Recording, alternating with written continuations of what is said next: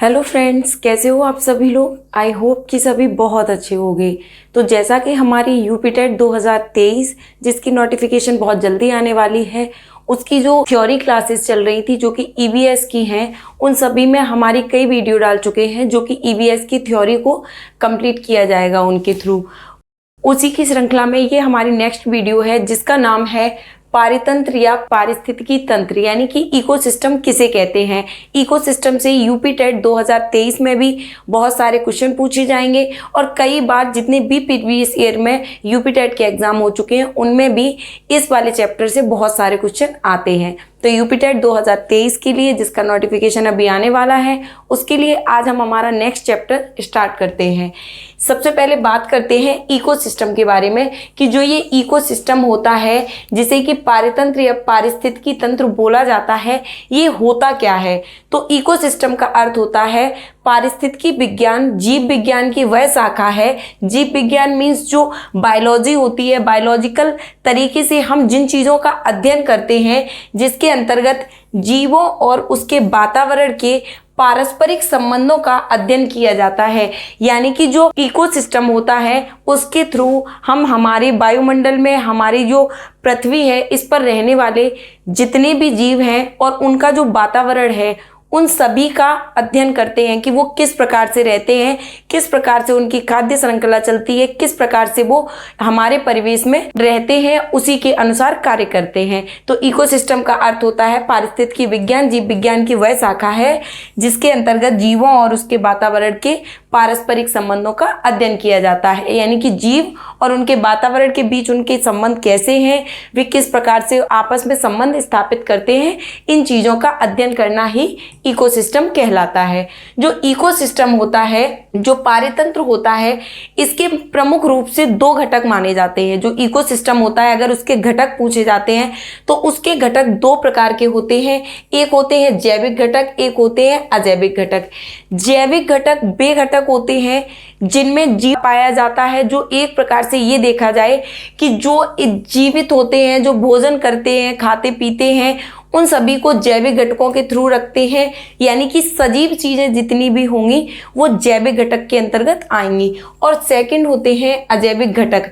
अजैविक घटक वे घटक होते हैं जो कि हमारे वायुमंडल में एक प्रकार से प्राकृतिक तो होते हैं लेकिन अजैविक होते हैं। जैसे कि पहाड़ है, पृथ्वी है, चट्टानें हैं, ये पृथ्वी की हवा है, वायु है, पानी है, ये सभी चीज़ें किस चीज़ में आएंगी, अजैविक घटक के अंतर्गत।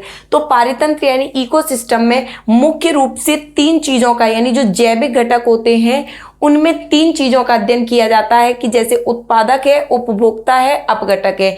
इन तीनों की जो खाद्य श्रृंखला चलती है, इन तीनों की एक प्रकार से चेन चलती है जो कि जैविक घटक के अंतर्गत आती है। और अजैविक घटक के अंतर्गत जो आती है वो आती है नदी होती हैं, पहाड़ होते हैं, पर्वत होते हैं, ऊर्जा है, यानी कि जैसे सौर ऊर्जा एक प्रकार से मान ली जाए, ऊर्जा है, पानी है, हवा है, ये सभी चीज़ें किसके अंतर्गत आएंगी, तो ये सभी चीज़ें आएंगी अजैविक घटक के अंतर्गत। और जैविक घटक के अंदर उत्पादक, उपभोक्ता और अपघटक, ये सारी चीज़ें इकोसिस्टम की तरीके से आती हैं। जैसे कि ये जो हमारा एक प्रकार से ये पेज लगा हुआ है, इसमें आप देख सकते हैं कि जो पादप होते हैं ये क्या होते हैं, एक जैविक घटक के रूप में कार्य करते हैं।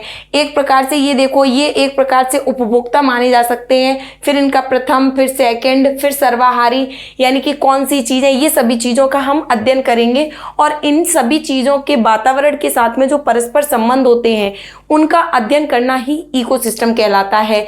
जैसे कि एक प्रकार से पेड़ पौधे हैं, उत्पादक उन्हें किस प्रकार से खाते हैं, जो कि केवल शाकाहारी में आएंगे। उसके बाद में सेकंड होते हैं जो कि मांसाहारी में आते हैं, वो हमारे द्वितीयक उपभोक्ता में आएंगे। उसके बाद में सर्वाहारी जो कि हमारे तृतीयक उपभोक्ता में आते हैं। उसके बाद आते हैं हमारे अपघटक जो कि सड़ी गली चीज़ों को नष्ट कर देते हैं। तो इन सभी चीज़ों को कौन सी चीज़ें क्या होती हैं, कौन से उत्पादक होते हैं, इन सभी का जब हम अध्ययन करते हैं, जो जीव होते हैं उनके वातावरण के साथ जब उनकी पारस्परिक क्रिया का अध्ययन किया जाता है, उसी को इकोसिस्टम कहा जाता है। उसके बाद नेक्स्ट बात करते हैं हम जो पारितंत्र है उसके मुख्य रूप से जो अफेक्ट पूछे जाते हैं क्वेश्चनों में, पहले उसके बारे में बात करते हैं। तो जो पारितंत्र शब्द है, जैसे कि इकोसिस्टम जो शब्द है वो किसने दिया, तो वो दिया एजी टांसले ने, यानी एजी टांसले के द्वारा जो पारितंत्र शब्द है उसे दिया गया था, या इकोसिस्टम शब्द है उसे एजी टांसले के द्वारा दिया गया। उसके बाद है सबसे बड़ा पारितंत्र समुद्र का होता है। जो समुद्र है उसका पारितंत्र सबसे बड़ा होता है, उसका इकोसिस्टम सबसे बड़ा होता है, क्योंकि समुद्र में कई प्रकार की जैव विविधताएं पाई जाती हैं, कई प्रकार के जीव जंतु पाए जाते हैं जो कि छोटे भी होते हैं, बड़े भी होते हैं। उसी के हिसाब से अगर देखा जाए तो जो समुद्र होता है उसका पारितंत्र सबसे बड़ा होता है। सबसे छोटा पारितंत्र पानी की बूंद का होता है। जो बारिश में आने वाली पानी की एक बूंद है या फिर कोई भी पानी की बूंद, उसका जो इकोसिस्टम होता है, उसका जो पारितंत्र होता है उसे सबसे छोटा पारितंत्र माना जाता है। समुद्र सबसे बड़ा पारितंत्र, पानी की बूंद सबसे छोटा पारितंत्र। सबसे स्थायी पारितंत्र महासागर में होता है, क्योंकि समुद्र में सबसे ज्यादा जैव विविधता पाई जाती है। जो महासागर होता है, समुद्र होते हैं, उसका पारितंत्र सबसे ज्यादा स्थायी होता है, क्योंकि उसमें सबसे ज्यादा जैव विविधता पाई जाती है। उसमें अलग अलग प्रजाति के कई प्रकार के जीव पाए जाते हैं जो कि हमारे इकोसिस्टम को सुचारू रूप से चलाते हैं। अगर उनमें कोई एक जीव खत्म होता है तो नया जीव उत्पन्न होता है, नया मतलब उसका जो जैव विविधताएं होती हैं, तो समुद्र में, महासागरों में ये विविधताएं सबसे ज्यादा पाई जाती हैं। इकोलॉजी शब्द है, इसे सर्वप्रथम 1866 ईस्वी में हैकल ने दिया था। तो जो हमारा इकोलॉजी शब्द है उसे सर्वप्रथम हैकल के द्वारा 1866 ईस्वी में दिया गया, जो इकोलॉजी शब्द है। इकोसिस्टम शब्द एजी टांसले, इकोलॉजी हैकल के द्वारा। Father of ecology Alexander von Humboldt को कहा जाता है। जो फादर ऑफ इकोलॉजी कहा जाता है वो अलेक्जेंडर को और वॉन हम्बोल्ट को कहा जाता है। इंडियन फादर, अगर भारत की तरफ से देखा जाए तो Indian father of ecology Ramdev Mishra को कहा जाता है। कई बार ये क्वेश्चन भी पूछ लिए जाते हैं, तो इसलिए इसमें शामिल कर दिए गए हैं। उसके बाद है स्वयं पारिस्थितिकी, यानी कि स्वयं पारिस्थितिकी का मतलब क्या होता है, एक जीवों के वातावरण के साथ संबंधों का अध्ययन करना स्वयं पारिस्थितिकी कहलाता है। यानी कि किसी एक जीव का उसके वातावरण के संबंधों के साथ अध्ययन करना स्वयं पारिस्थितिकी कहलाता है। और समुदाय पारिस्थितिकी का अर्थ होता है पूरे जैविक समुदाय, यानी जितने भी जीव हैं, जितनी भी जैव विविधता है, उन सभी का उनके वातावरण के साथ संबंधों का अध्ययन करना समुदाय पारितंत्र कहलाता है। ये मोस्ट इंपॉर्टेंट फैक्ट हैं जो कि कभी कभी इकोसिस्टम के थ्रू पूछ लिए जाते हैं।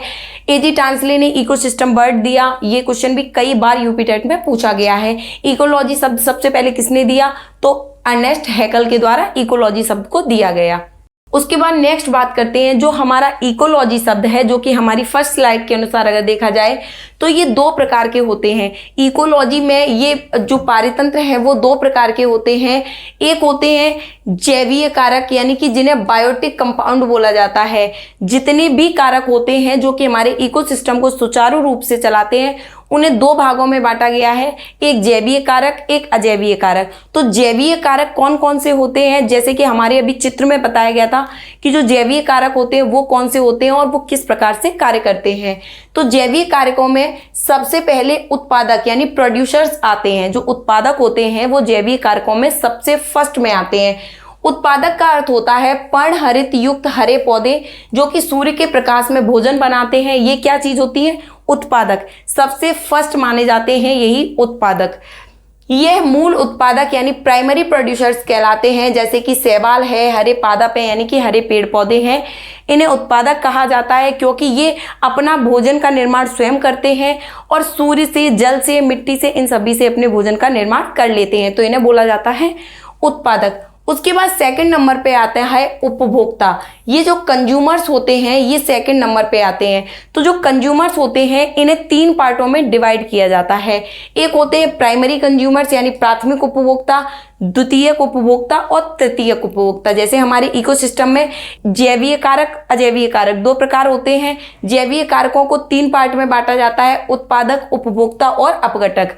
तो उत्पादक हो गए हरे पेड़ पौधे जो कि अपना भोजन स्वयं बनाते हैं। उपभोक्ता हो गए वे सभी जीव जंतु जो ऊर्जा उत्पन्न करने वाली वस्तुएं सीधे अथवा दूसरे पौधों से ही ली जाती हैं, यानी कि वे चीजें उपभोक्ता में आएंगी जो अपने भोजन को स्वयं निर्माण करती हैं और ऊर्जा उत्पन्न करके एक दूसरे की सहायता से कार्य करते हैं। कोई शाकाहारी होते हैं, कोई मांसाहारी होते हैं, कोई सर्वाहारी होते हैं।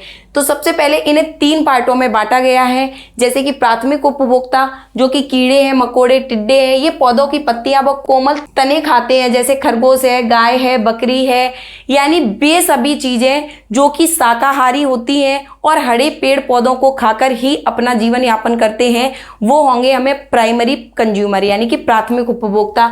पौधे के तने व पत्तियां खाते हैं, जबकि मनुष्य पौधों के सभी भागों को खाता है, यह शाकाहारी कहलाते हैं। जो प्राथमिक उपभोक्ता होते हैं वो क्या करते हैं, पौधों के तने और कोमल पत्तियां खाते हैं, जो कि प्राइमरी कंज्यूमर्स कहे जाते हैं। फिर उसके बाद होते हैं कुछ निश्चित जंतु होते हैं जो कि सेकंड में आते हैं, इन्हें द्वितीय प्रकार के कहे जाते हैं, जैसे कि मेंढक है, शेर है, चीता है, लोमड़ी है, ये सभी मांसाहारी होते हैं जो कि हमारे द्वितीय उपभोक्ता कहे जाते हैं। तो ये सभी जो मांसाहारी होते हैं इन्हें द्वितीय उपभोक्ता कहा जाता है। तो ये क्या चीजें होती हैं, मेंढक होते हैं, शेर, चीता, लोमड़ी आदि मांसाहारी होते हैं जो कि शाकाहारी जंतुओं को खाते हैं, यह गौण उपभोक्ता होते हैं, एक प्रकार से द्वितीय उपभोक्ता माने जाते हैं। थर्ड कंज्यूमर जो होते हैं, तीसरी श्रेणी के उपभोक्ता जो मांसाहारी जंतुओं को खाते हैं, जैसे सांप मेंढक को खाता है, सांप को गिद्ध खाता है, यानी ये एक प्रकार से खाद्य श्रृंखला बना के चलाते हैं। तो ये हमारे होते हैं तृतीय उपभोक्ता। उसके बाद होते हैं अपघटक, यानी कि जो जैवीय कारकों में 3rd नंबर पर जो कारक होते हैं वो होते हैं अपघटक। डिकम्पोजर्स क्या होते हैं, यह विषाणु, जीवाणु, कवक, मृत पौधे अथवा जंतुओं के शरीर को सड़ा देते हैं तथा विघटित कर मिट्टी में मिला देते हैं और अपघटक कहलाते हैं। विघटित पदार्थ मिट्टी में मिल जाते हैं। जो अपघटक होते हैं उनका क्या कार्य होता है, जितनी भी सड़ी गली वस्तुएं हैं, जितनी भी पेड़ पौधे हैं, ऐसी सभी चीज़ों को खाकर उन्हें मिट्टी में मिला देते हैं, एक प्रकार से रिसाइकल का काम करते हैं। उन्हें पुनः मिट्टी में मिला देना अपघटकों का कार्य होता है, जिन्हें कि बोला जाता है डिकम्पोजर्स, जो कि कवक, शैवाल ये सभी चीज़ें होती हैं। उसके बाद नेक्स्ट बात करते हैं अजैवीय कारक या अजीवीय कारक, जिन्हें बोला जाता है अबायोटिक कंपोनेंट्स। तो अबायोटिक कंपोनेंट्स में भी 3 पार्ट होते हैं, जैसे कि जलवायवीय कारक, अकार्बनिक पदार्थ और कार्बनिक पदार्थ। जलवायवीय कारक कौन से होते हैं, जो कि अजैवीय कारक यानी अबायोटिक कंपोनेंट्स में होते हैं। तो ये होते हैं जल, ताप, वर्षा, आर्द्रता, प्रकाश आदि, ये सभी चीजें किसमें आएंगी, जलवायवीय कारकों में। अकार्बनिक पदार्थ कौन से होते हैं, ये होते हैं नाइट्रोजन, फास्फोरस, जल, सल्फर, कैल्शियम, एक प्रकार से रिसाइकल करके इनको कार्य करते हैं। उसके बाद है कार्बनिक पदार्थ। ये पदार्थ जैविक अंश को अजैविक अंश से जोड़ता है तथा प्रोटीन, कार्बोहाइड्रेट और लिक्विड में बदल देता है। यानी जो एक प्रकार से देखा जाए तो जैवीय कारक वे होते हैं जो जीवित होते हैं, जो कि एक दूसरे को खाते हैं। प्राइमरी कंज्यूमर वो होते हैं जो कि पेड़ पौधों, हरे पेड़ पौधों की पत्ती, तने वगैरह को खाते हैं। सेकंड वो होते हैं जो मांसाहारी होते हैं। थर्ड वो होते हैं कि जो कि सर्वाहारी होते हैं। सर्वाहारी में मनुष्य भी आता है। अजैविक कारकों में देखा जाए तो वो कौन से होते हैं, जलवायवीय कारक, अकार्बनिक पदार्थ, कार्बनिक पदार्थ, यानी ये वो चीजें होती हैं जो कि प्राकृतिक तो होती हैं लेकिन मनुष्य के द्वारा निर्मित भी नहीं होती हैं और एक प्रकार से निर्जीव चीजें होती हैं, जैसे जल है, वायु है, हवा है, पृथ्वी है, पहाड़ है, नदियां हैं। ये सभी चीजें किसमें आई, अकार्बनिक पदार्थों में या अजैवीय पदार्थों में। तो ये सभी चीजें किसमें आई, अजैवीय पदार्थों में। तो ये थी हमारी इकोसिस्टम की एक छोटी सी क्लास, जो कि आई होप आपके एग्जाम के लिए बहुत ज़्यादा बेनिफिशियल होगी, आप लोगों को बहुत अच्छे से समझ में भी आई होगी। कमेंट बॉक्स में ज़रूर बताइएगा कैसी लगी। तो आज के लिए हमारी इस क्लास में फिलहाल इतना ही। Thank you.